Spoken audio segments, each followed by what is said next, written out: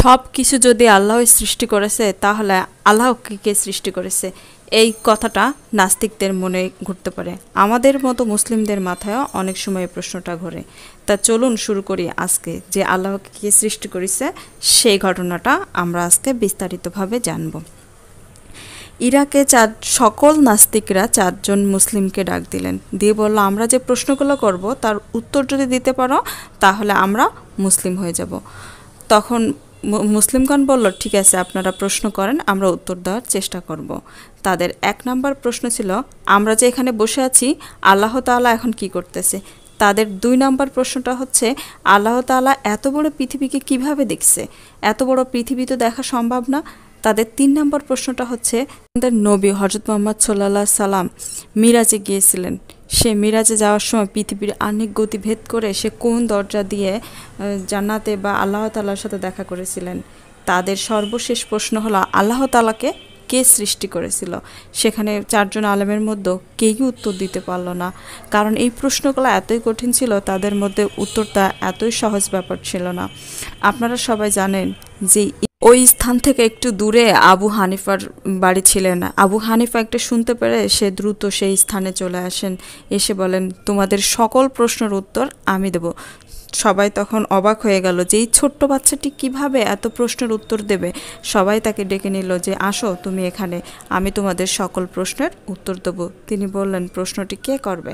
একজনকে দেখিয়ে দিলেন, মঞ্চে যে বসে আছেন উনি প্রশ্ন করবেন।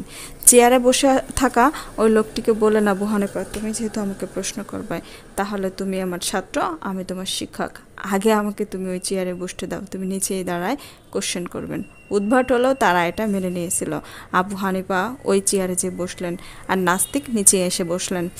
প্রথম প্রশ্ন হলো, আল্লাহ তাআলা এখন কি করছে? আবু হানিফা তখন ছোট্ট একটা মানুষ ছিল। আল্লাহ তাআলা তাকে অনেক হিকমত দিয়েছিলেন, অনেক জ্ঞান দিয়েছিলেন। আল্লাহ তাআলা এই মুহূর্তে তোমার মতো ব্যাকুবকে চেয়ার থেকে নামিয়ে আমাকে চেয়ারে বসিয়েছে। এটাই ছিল 1 নম্বর প্রশ্নের উত্তর। সবাই অবাক হয়ে গেল। তাদের কাছে এই প্রশ্নের উত্তর খণ্ডানো কোনো উপায় ছিল না, তাই এটা তারা মেনে নিল। তাদের দ্বিতীয় প্রশ্ন হলো, আল্লাহ তাআলা একা এই মূল পুরো পৃথিবীকে কিভাবে পরিচালনা করতেছে? এত বড় পৃথিবী সে কিভাবে দেখে?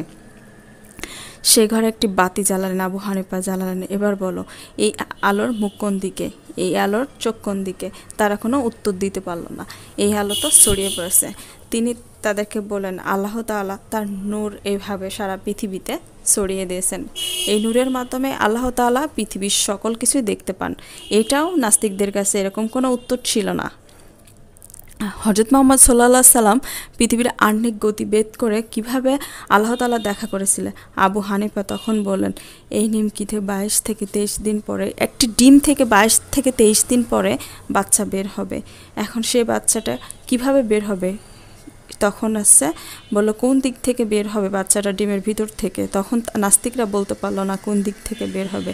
তাহলে আল্লাহ তাআলা পৃথিবী থেকে কাকে কখন কিভাবে আসমানে নেবে?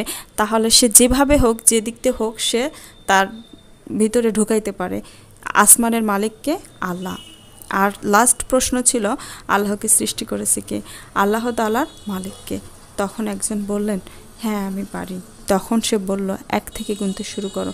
তখন সে গোনা শুরু করলো, 1 2 3 4 5 6 7 8 9 10। অনেক কিছু গোনার পর আবু হানিফা তাকে থামিয়ে দিলেন। এখন তাকে বলল, তুমি উল্টো দিক থেকে গোনা শুরু করো।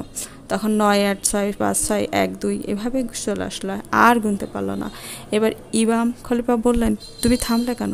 আমি তো তোমাকে থামতে বলিনি, তুমি থামলে কেন? তখন তাকে বললো, আবু হানিফা বলল, তো তোমাকে থামতে করিনি, এর আগে কি আছে বুঝতে পারো না? তাহলে তুমি সে মন শক্তিকে কীভাবে বুঝতে পারবে যে তার আগে কেউ নেই?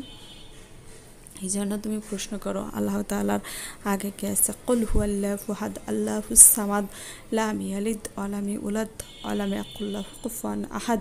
তিনি এক, অদ্বিতীয়, তাকে কেউ জন্ম দেয় নাই, তার আগে পরে কেউ নাই, সে এক, অদ্বিতীয়, অতুলনীয়। এটাই ছিল আবু হানিফা।